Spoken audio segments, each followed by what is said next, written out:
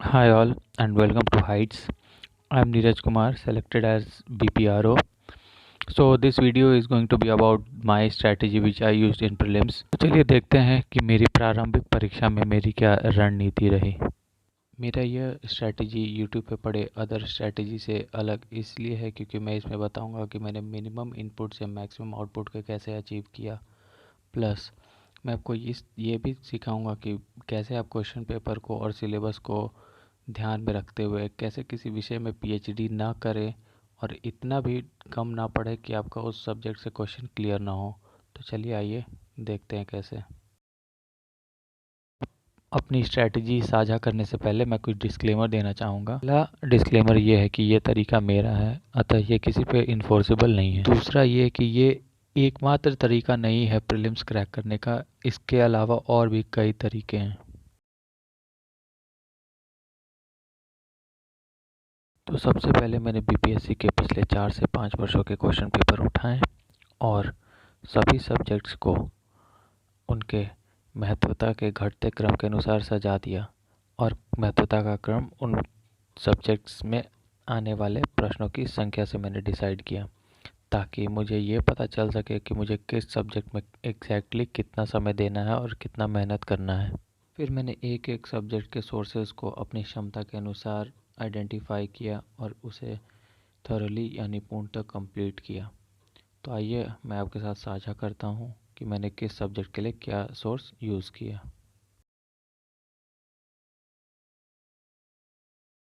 पहला सब्जेक्ट है हिस्ट्री। यहाँ से देखा गया है कि प्रत्येक वर्ष 30 प्रश्न के आसपास पूछ लिए ही जाते हैं। हिस्ट्री बीपीएससी का सबसे फेवरेट सब्जेक्ट है और कहा जाता है कि बिहार के स्टूडेंट का मोस्ट सेलिब्रेटेड सब्जेक्ट है क्योंकि बिहार के स्टूडेंट इसे रट्टा मार के शरबत में पी चुके रहते हैं। मैंने इस सब्जेक्ट को सिर्फ 2 सोर्सेज से कवर किया।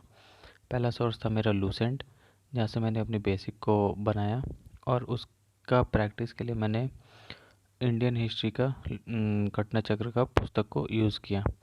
और अगर आपका बहुत दिल करे या मैंने भी लास्ट में एक बार स्पेक्ट्रम की हिस्ट्री फ्रॉम 1857 टू 1947 स्ट्रिक्टली बस इतने पार्ट को पढ़ा था क्योंकि देखा गया कि बीपीएससी का most of the tilt towards modern history रहता है एज़ कम्पेयर टू मिडीवल और एंशियंट के। इसीलिए आप अपना बीपीएससी का प्रीवियस ईयर क्वेश्चन पेपर ज़रूर देखें ताकि उससे आप मूल्यांकन कर पाएंगे कि आपको मैक्सिमम टाइम किस पार्ट में देना है। तो अगला सब्जेक्ट है बिहार स्पेशल।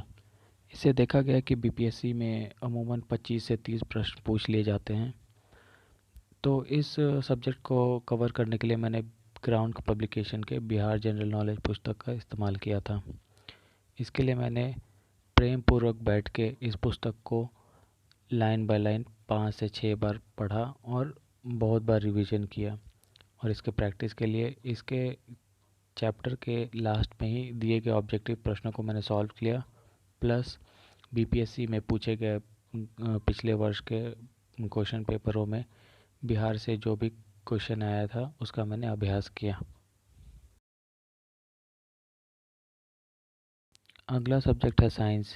ये प्रीलिम्स पेपर का सबसे ज़्यादा स्कोरिंग सब्जेक्ट है। इसमें आप फुल ऑन फुल स्कोर कर सकते हैं।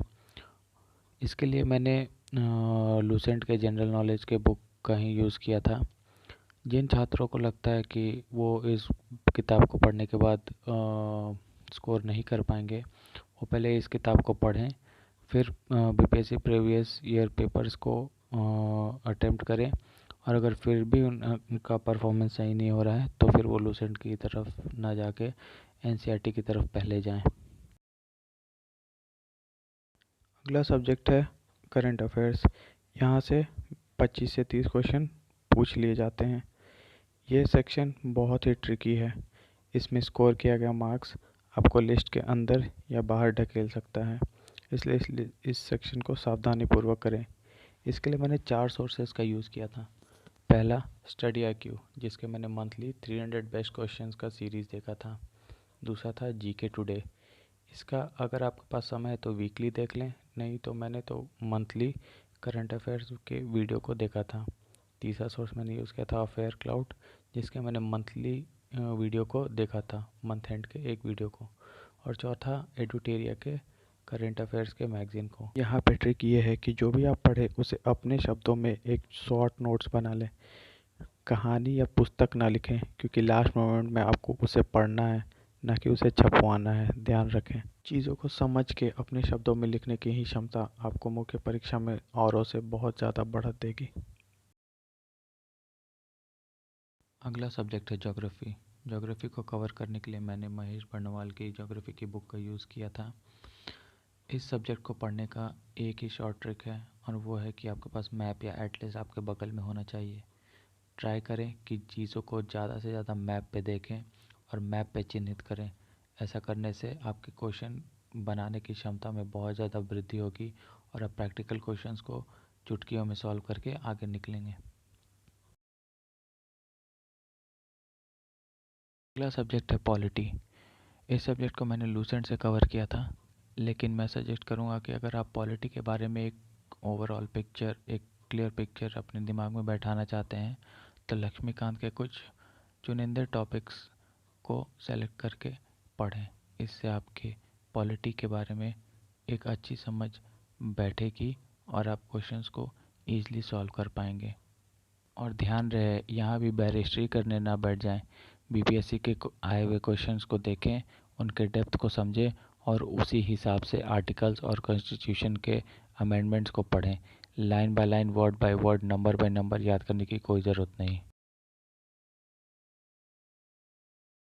अगला सब्जेक्ट है आपका इकोनॉमिक्स। आप इस सब्जेक्ट को लूसेंट की बुक से प्रेम पूर्वक धीरे धीरे पढ़ के आसानी से क्लियर कर सकते हैं। इसमें कोई परेशानी नहीं होगी। सब्जेक्ट है मैथमेटिक्स। मेरे समझ से ये बहुत बेसिक और बहुत आसान रहता है।